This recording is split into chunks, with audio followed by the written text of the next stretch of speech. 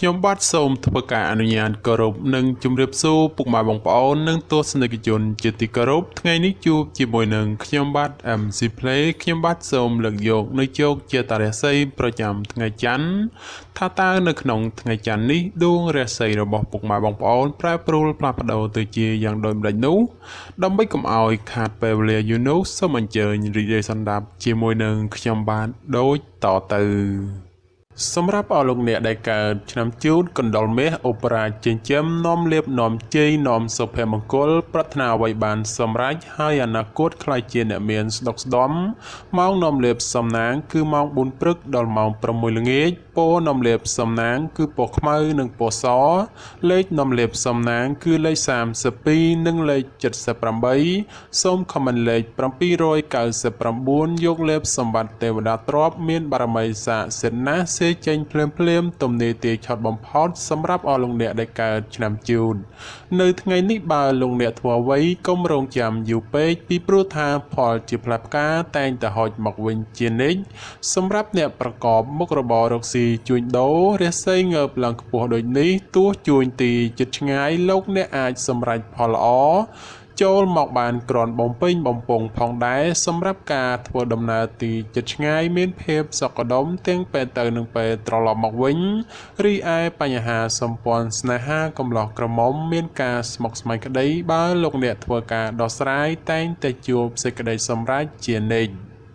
សម្រាប់អស់លោកអ្នកដែលកើតឆ្នាំឆ្លូវក៏នាំលៀបនាំជីនាំសុភមង្គលប្រាថ្នាអ្វីបានសម្រេចហើយអនាគតខ្លាយជាអ្នកមានទ្រព្យស្ដុកស្ដំម៉ោងនាំលៀបសំណាងគឺម៉ោង6ព្រឹកដល់ម៉ោង8យប់ពណ៌នាំលៀបសំណាងគឺពណ៌សនិងពណ៌ក្រហមលេខនាំលៀបសំណាងគឺលេខ21និងលេខ54សូមខមមិនលេខ555យកលេបសម្បត្តិទេវតាទ្រព្យមានបារមីស័ក្តិសិទ្ធិណាស់ចេញភ្លាមទំនេរទាយឆត់បំផុតនិងមានសំណាងល្អប្រទានសម្បត្តិមហាសិទ្ធិមានលៀបមានជ័យមានលុយចូលហោហៀចំពោះឆ្នាំឆ្លូវនៅថ្ងៃនេះយីអូនរបស់អស់លោកអ្នកមិនគប់ប្រសាទេចូលមានការប្រយ័ត្នប្រយែងអារម្មណ៍មួម៉ៅក្តៅក្រហាយមិនដឹងមុខក្រោយនាំឲ្យកើតរឿងតូចคล้ายជារឿងធំណាមួយគេចោមរំស្អប់បង្កជាឥទ្ធិពលអាក្រក់រោគនឹកស្មានមិនដល់ក្រៅពីនេះបើមានការប្រកបកិច្ចការងារលោកអ្នកអាចជួបរឿងរ៉ាវចំនួនកាត់ឡើងដូច្នោះក៏បីមានការប្រុងប្រយ័ត្នប្រយែងបើមិនដូច្នោះទេចូលធ្វើគោធ្វើថ្លង់ខ្លះទៅប្រសើរសម្រាប់អ្នកប្រកបមុខរបររកស៊ីជួញដូរទីជិតឆ្ងាយលៀបតូចធំច្រើនបាល់ហួសឬក៏ហោះរំលងពេលនេះអាចឆោងចាប់បានខ្លះវិញហើយរីឯសេចក្តីស្នេហាប្រុសស្រីមានការច្រណែននិងមើលផ្លូវអាក្រក់ចំពោះគ្នាច្រើនសម្រាប់អស់លោកអ្នកដែលកើតឆ្នាំខាលខ្លាមន្ត្រីចិញ្ចឹមមានប្រាជ្ញាឆ្លាតវៃមានគំនិតភ្លឺថ្លាហើយអនាគតខ្លាយជាអ្នកមានអំណាចនិងទ្រព្យស្ដុកស្ដំម៉ោងនាំលេបសំណាងគឺម៉ោង5ព្រឹកដល់ម៉ោង8យប់ពណ៌នាំលៀបសំណាងគឺពណ៌សនិងពណ៌ស្វាយលេខនាំលៀបសំណាងគឺលេខ59និងលេខ69សូមខមមិនលេខ222យកលេបសម្បត្តិទេវតាទ្រព្យមានបារមីស័ក្តិសិទ្ធិណាស់ចេញភ្លាមទំនេរទាយឆត់បំផុតនិងមានសំណាងល្អនិងប្រទានសម្បត្តិមហាសិទ្ធិមានលេបមានជ័យមានលុយចូលហោហៀចំពោះឆ្នាំខាលនៅថ្ងៃនេះការប្រកបការងារឃើញថាមានការជឿនលឿនទៅមុខយឺនហើយជាពិសេសមានបញ្ហាប្រទឹងប្រទើសជាមួយអ្នកដទៃថែមទៀតចំពោះអ្នកប្រកបមុខរបររកស៊ីជួញដូរវិញលោកអ្នកត្រូវតែចេះសន្សំទ្រព្យល្អិតល្អោចឡើងទៅកុំខំប្រមូលតែទ្រព្យធំព្រោះថ្ងៃនេះសម្បូរតែទ្រព្យល្អិតល្អោចប៉ុណ្ណោះសម្រាប់ការធ្វើដំណើរទីជិតឆ្ងាយកុំកប់បីសេពគប់លបែងស្រីស្រាព្រោះនាំភាពទុក្ខសោកមកវិញតែប៉ុណ្ណោះរីឯបញ្ហាគូគ្រងប្តីប្រពន្ធឬគូស្នេហ៍កំឡោះក្រមុំមានដំណើរការថយក្រោយនិងប្រឆាំងគ្នាច្រើនសម្រាប់អស់លោកអ្នកដែលកើតឆ្នាំថោះទុនសាយមាសមានបារមីដៃជះមានអំណាចមានមនុស្សជួយជ្រោមជ្រែងការងារតូចធំដើម្បីឲ្យអនាគតខ្លាយជាអ្នកមានទ្រព្យសម្បត្តិស្ដុកស្ដំម៉ោងនាំលេបសំណាងគឺម៉ោង5ព្រឹកដល់ម៉ោង9យប់ព ពណ៌នំលាបសំណាងគឺពណ៌ប្រផេះនិងពណ៌លឿងលេខនំលាបសំណាងគឺលេខ22និងលេខ43សូមខមមិនលេខ888យកលាបសម្បត្តិមហាសិទ្ធិមានបារមីស័ក្តិសិទ្ធិណាស់សេចេញភ្លាមទំនាយទាយឆុតបំផុតនិងមានសំណាងល្អនិងប្រទានសម្បត្តិមហាសិទ្ធិមានលាភមានជ័យមានលុយចូលហោហៀចំពោះឆ្នាំថោះនៅថ្ងៃនេះការប្រកបការងារមានការជឿនលឿនទៅមុខច្រើនផ្នែកក្នុងនេះមិនថារឿងការងារប្រកាសឬរឿងផ្ទាល់ខ្លួននោះឡើយសម្រាប់អ្នកប្រកបមុខរបររកស៊ីជួញដូរវិញមានភាពរលូនល្អទៅមុខនិងការរកប្រាក់កម្រៃទៀតសោតក៏ក្រាន់បើជាងមុនផងសម្រាប់ការធ្វើដំណើរទីជិតឆ្ងាយមានភាពសុខដុមទាំងពេលទៅនិងពេលត្រឡប់មកវិញរីឯបញ្ហាស្នេហាកំឡោះក្រមុំឬមេម៉ាយពោះម៉ាយក្តីជួបរឿងការយល់ខុសនិងភាពប្រចែកប្រច័ណ្ឌកំពុងចូលលោកលុយច្រើនដូចនេះត្រូវកាត់បន្ថយការបង្កចំនួនវិវាទចេញពីខ្លួនខ្លះទៅប្រសើរសម្រាប់អស់លោកអ្នកដែលកើតឆ្នាំរោងពោះអ្នកក្រេតមន្ត្រីចិញ្ចឹមធ្វើកិច្ចការងារអ្វីមួយតែងតែមានគំនិតជ្រះថ្លាប្រាថ្នាអ្វីបានសម្រេចធ្វើការតូចធំតែងតែមានអ្នកគ្រប់គ្រងទំនុកបំរុងសពគ្រប់បែបយ៉ាងម៉ោងនំលាបសំណាងគឺម៉ោង7ព្រឹកដល់ម៉ោង8យប់ពណ៌នំលាបសំណាងគឺពណ៌សនិងពណ៌ក្រហមលេខនំលាបសំណាងគឺលេខ46និងលេខ98សូមខមមិនលេខ168យកលេបសម្បត្តិអុកញ៉ាមានបារមីស័ក្តិសិទ្ធិណាស់សៀចេញភ្លាមទំនាយទាយឆត់បំផុតនិងមានសំណាងល្អនិងប្រទានសម្បត្តិមហាសិទ្ធិមានលាភមានជ័យមានលុយចូលហោហៀចំពោះឆ្នាំរោងក្នុងថ្ងៃនេះមានជោគមានសេរីហើយបើទោះបីធ្វើអ្វីក៏ដោយតែងតែមានការរីកលូតលាស់និងមានជោគមានជ័យគួរសមសម្រាប់អ្នកប្រកបមុខរបររកស៊ីជួញដូរមានការប្រជែងគ្នាច្រើននិងជាពិសេសមានការប្រតឹងប្រទើសជាមួយអ្នកមានមុខរបរដូចគ្នាហេតុនេះក៏បីធ្វើចិត្តឲ្យទូលាយទៅគ្មានរឿងរ៉ាវចម្រូងចម្រាសកើតឡើងសម្រាប់ការធ្វើដំណើរទីជិតឆ្ងាយជួបភាពសុខដុមទាំងពេលទៅនិងពេលត្រឡប់មកវិញរីឯសេចក្តីស្នេហាកំឡោះក្រមុំមានការជឿនលឿនទៅមុខនិងផ្អែមល្ហែមល្អចំពោះគ្នាប្រពៃសម្រាប់អស់លោកអ្នកដែលកើតឆ្នាំម្សាញ់ពោះទេវតាចិញ្ចឹមមានលាភមានជ័យមានមនុស្សជាច្រើននាំគ្នាស្រឡាញ់រាប់អានសាទរម៉ោងនាំលាភសំណាងគឺម៉ោង6ព្រឹកដល់ម៉ោង8យប់ពណ៌នំលាបសំណាងគឺពណ៌លឿងនិងពណ៌ខ្មៅលេខនំលាបសំណាងគឺលេខ56និងលេខ89សូមខមមិនលេខ777យកលាបសម្បត្តិអភិជននៅលុយរយលានមានបារមីស័ក្តិសិទ្ធិណាស់សេចេញភ្លាមទំនាយទាយឆត់បំផុតនិងមានសំណាងល្អនិងប្រទានសម្បត្តិមហាសិទ្ធិមានលាភមានជ័យមានលុយចូលហោហៀចំពោះឆ្នាំម្សាញ់នៅថ្ងៃនេះទាំងស្ត្រីនិងបុរសបើចង់ធ្វើអ្វីក៏ដោយតែងតែជួបលើកំណត់ផ្លូវតានតឹងដោយមានសភាពពិបាករុករលទៅមុខព្រោះជួបតែភាពប្រតឹងប្រទើសហើយមនុស្សនៅជុំវិញខ្លួនចាំតែឈ្នានីសនឹងមើលបំណាំបង្ករឿងហេតុសម្រាប់ការរស់នៅរបស់អស់លោកអ្នកជួបបញ្ហាច្រើនលើបញ្ហាប្រកាសដូច្នោះចូលប្រយ័ត្នប្រយែងការកើតមានចំនួនវិវាទណាមួយព្រោះតែបញ្ហានេះសម្រាប់អ្នកប្រកបមុខរបររកស៊ីជួញដូរផលកម្រៃក្នុងការរកផលចំណូលគឺពិបាករកណាស់ហើយការជួញដូរទីជិតឆ្ងាយទៀតសោតមានតែភាពរកម្មរកុសមិនស្ទើរដែរទេ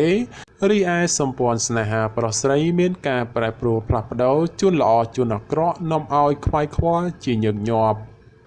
សម្រាប់អស់លោកអ្នកដែលកើតឆ្នាំមមីសេះមេតបចិញ្ចឹមនាំលាភនាំជ័យនាំសុភមង្គលប្រាថ្នាអ្វីបានសម្រេចហើយអនាគតខ្លាយជាអ្នកមានទ្រព្យស្ដុកស្ដម្ភម៉ោងនាំលាភសំណាងគឺម៉ោង5ព្រឹកដល់ម៉ោង7យប់ពណ៌នំលាបសំណាងគឺពណ៌សនិងពណ៌ក្រហមលេខនំលាបសំណាងគឺលេខ38និងលេខ56សូមខមមិនលេខ666យកលាបសម្បត្តិទេវតាទ្រព្យមានបារមីស័ក្តិសិទ្ធិណាស់សេចេញភ្លាមទំនាយទាយឆត់បំផុតនិងមានសំណាងល្អនិងប្រទានសម្បត្តិមហាសិទ្ធិមានលាភមានជ័យមានលុយចូលហោហៀចំពោះឆ្នាំមមី នៅថ្ងៃនេះផ្ដល់ផលល្អសម្រាប់ការសម្រេចចិត្តការងារឬបណ្ដាក់តនរកស៊ីក្នុងរឿងអ្វីមួយពីព្រោះថាផលជាផ្លែផ្កាតែងតែឆ្លើយតបមកវិញគួរជាទីកប់ចិត្តបើជាអ្នកប្រកបមុខរបររកស៊ីជួញដូរមានការលក់ចេញទិញចូលក្រនរស់រវើកគួរសមហើយបើចង់ចរចារឿងទំនិញអ្វីមួយផងតែងតែអាចសម្រេចជានិច្ចរីឯសម្ព័ន្ធស្នេហាកំឡោះក្រមុំមានការរីកចម្រើនលូតលាស់ទៅមុខនិងបើចង់ផ្សំផ្គុំគ្រួសារផងជាឱកាសល្អប្រពៃបំផុតសម្រាប់អស់លោកអ្នកដែលកើតឆ្នាំមមែពពែមេមានបារមីដែលជាឈ្នះអមេសត្រូវប្រាថ្នាអ្វីបានសម្រេចហើយអនាគតខ្លាយជាសេដ្ឋីគេហបតីឬក៏អ្នកមានជាន់ខ្ពស់ម៉ោងនំលាបសំណាងគឺម៉ោង6ព្រឹកដល់ម៉ោង7យប់ពណ៌នំលាបសំណាងគឺពណ៌ស្វាយនិងពណ៌លឿងលេខនំលាបសំណាងគឺលេខ69និង89សូមខមមិនលេខ789យកលាបសម្បត្តិអ្នកមានជាន់ខ្ពស់មានបារមីស័ក្តិសិទ្ធិណាស់សៀចេញភ្លាមទំនេរទាយឆត់បំផុតនិងមានសំណាងល្អនិងប្រទានសម្បត្តិមហាសេដ្ឋីមានលុយរយលានសម្រាប់អស់លោកអ្នកដែលកើតឆ្នាំមមែនៅថ្ងៃនេះលោកអ្នកទទួលបាននៅភាពកក់ក្ដៅខ្លះត្រជាក់ខ្លះហើយការបំពេញការងារអ្វីមិនសូវជារលូនល្អប៉ុន្មានទេព្រោះមានបញ្ហារកម្មចិត្តខ្លះយាយីសម្រាប់អ្នកប្រកបមុខរបររកស៊ីជួញដូរក្នុងថ្ងៃនេះវិញបើលោកអ្នកចង់បោះទុនតូចធំឬក៏ចង់រកស៊ីចូលហ៊ុនជាមួយអ្នកដទៃត្រូវតែចេះត្រួតពិនិត្យឲ្យបានគ្រប់ជ្រុងជ្រោយបើពុំនោះទេនឹងអាចជួបផលអាក្រក់ណាមួយនៅថ្ងៃខាងមុខជាមិនខានរីឯសម្ព័ន្ធស្នេហាកំឡោះក្រមុំមានភាពផុយស្រួយចំនួនវិវាទណាស់ក៏បីមានការប្រុងប្រយ័ត្នប្រយែងបន្តិចទៅប្រសើរសម្រាប់អស់លោកអ្នកដែលកើតឆ្នាំវោកស្វាមន្ត្រីចិញ្ចឹមនាំលេបនាំជ័យនាំសុភមង្គលប្រាថ្នាអ្វីបានសម្រេចហើយអនាគតខ្លាយជាអ្នកមានស្នុកស្ដំម៉ោងនាំលេបសំណាងគឺម៉ោង6ព្រឹកដល់ម៉ោង8យប់ពណ៌នំលាបសំណាងគឺពណ៌ក្រហមនិងពណ៌សលេខនំលាបសំណាងគឺលេខ42និងលេខ68សូមខមមិនលេខ777យកលេបសម្បត្តិមហាសំពៅលួងមានបារមីស័ក្តិសិទ្ធិណាស់សៀចេញភ្លាមទំនាយទាយឆត់បំផុតនិងមានសំណាងល្អនិងប្រទានសម្បត្តិមហាសេដ្ឋីមានលៀបមានជ័យមានលុយចូលហោហេសម្រាប់ឆ្នាំវោកនៅថ្ងៃនេះបើទោះបីធ្វើអ្វីក៏ដោយចូលប្រយ័ត្នប្រយែងទទួលរងការខូចខាតអ្វីមួយរកនឹកស្មានមិនដល់ក្រៅពីនេះបើមានទំនាក់ទំនងការងារឬក៏ធ្វើអ្វីមួយងាយនឹងភ្លៀងផ្្លាត់ណាស់ក៏បីមានការប្រុងប្រយ័ត្នប្រយែងទើបអាចជាផុតពីផលលំបាកទាំងពួងទៅរួចសម្រាប់ការធ្វើដំណើរទីជិតឆ្ងាយចូលប្រយ័ត្នប្រយែងក្រុមមនុស្សបៀតបៀនយាយីដោយប្រការណាមួយរីឯសេចក្តីស្នេហាប្រស្រីមានដំណើរការថយក្រោយចូលប្រយ័ត្នប្រយែងជំលោះវិវាទឈានដល់ការបែកបាក់សម្រាប់អស់លោកអ្នកដែលកើតឆ្នាំរកាមន់មាសមន់ប្រាក់នាំលៀបអបរាជចិញ្ចឹមមានសំណាងល្អឈ្នះអមេសត្រូវប្រាថ្នាអ្វីបានសម្រេចហើយអនាគតខ្លាយជាសេដ្ឋីគេហបតីឬអភិជនជាន់ខ្ពស់ម៉ោងនាំលៀបសំណាងគឺម៉ោង5ព្រឹកដល់ម៉ោង7យប់ពណ៌នំលាបសំណាងគឺពណ៌ក្រហមនិងពណ៌លឿងលេខនំលាបសំណាងគឺលេខ44និងលេខ56សូមខមមិនលេខ168យកលាបសម្បត្តិអ្នកមានជាន់ខ្ពស់មានបារមីស័ក្តិសិទ្ធិណាស់សៀចេញភ្លាមទំនេរទាយឆត់បំផុតនិងមានសំណាងល្អនិងប្រទានសម្បត្តិមហាសេដ្ឋីមានលៀបមានជ័យមានលុយចូលហោហៀចំពោះឆ្នាំរកានៅថ្ងៃនេះយីអូនបានងើបឡើងខ្ពស់ដូចនេះជាឱកាសល្អច្រើនសម្រាប់អស់លោកអ្នកពង្រីកការងារអ្វីមួយពីព្រោះថាតែងតែហុចផលល្អចូលមកច្រើនជាងអាក្រក់ចំពោះអ្នកប្រកបការងាររាជការឬក៏ធ្វើការក្រុមហ៊ុនឯកជនបើទោះបីការងារមមាញឹកក៏ដោយតែក៏មានសំណាងល្អមកវិញគឺធ្វើច្រើនតែងតែហុចផលច្រើនជានិច្ចក្នុងពេលនេះដែរលៀបមានច្រើនគួរសមដោយនេះជាឱកាសល្អក្នុងការពង្រីកមុខចំនួនព្រោះផលជាផ្លែផ្កាតែងតែឆ្លើយតបមកវិញគួរជាទីពេញចិត្តតែយ៉ាងណាលោកអ្នកឲ្យប្រយ័ត្នប្រយែងគ្រោះថ្នាក់ចាញ់បោកគេក៏មានខ្ពស់ផងដែររីឯបញ្ហាសម្ព័ន្ធស្នេហាកំឡោះក្រមុំ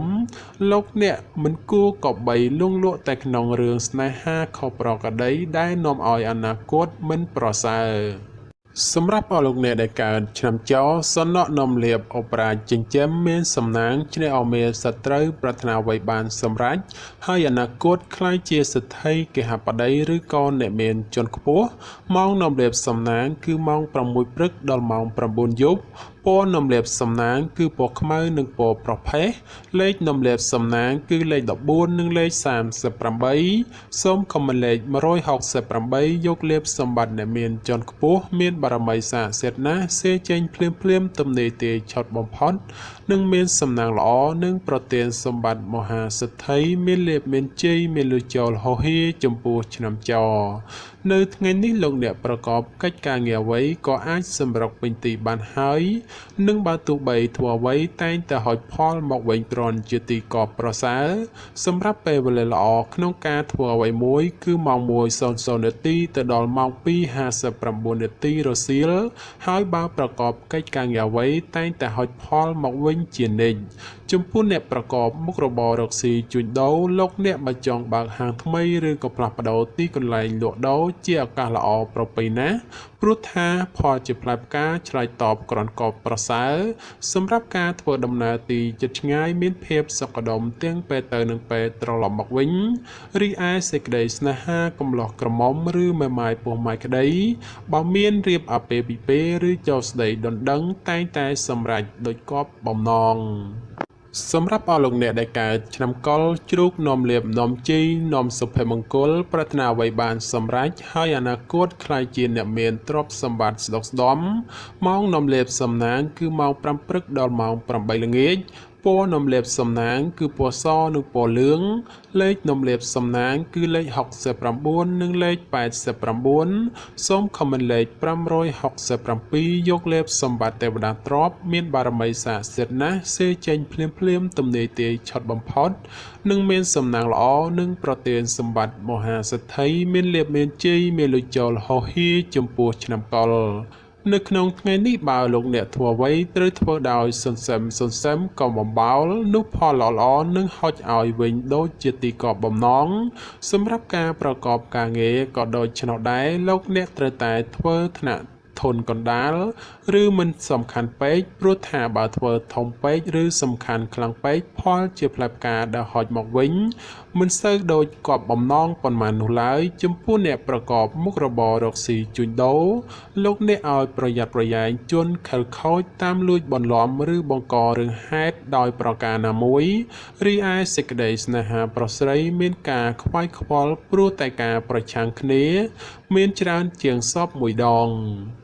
បាទចំពោះជោគជាតារាសីប្រចាំឆ្នាំទាំង12ខ្ញុំបាទក៏សូមបញ្ចប់ត្រឹមតែប៉ុណ្ណេះជាចុងក្រោយប្រសិនបើមានពាក្យលើសលួសខ្វះខាតត្រង់ប្រការណាមួយសូមពុកម៉ែបងប្អូនជួយអធ្យាស្រ័យដល់រូបខ្ញុំបាទផងហើយខ្ញុំបាទក៏សូមអរគុណនិងសូមជម្រាបលា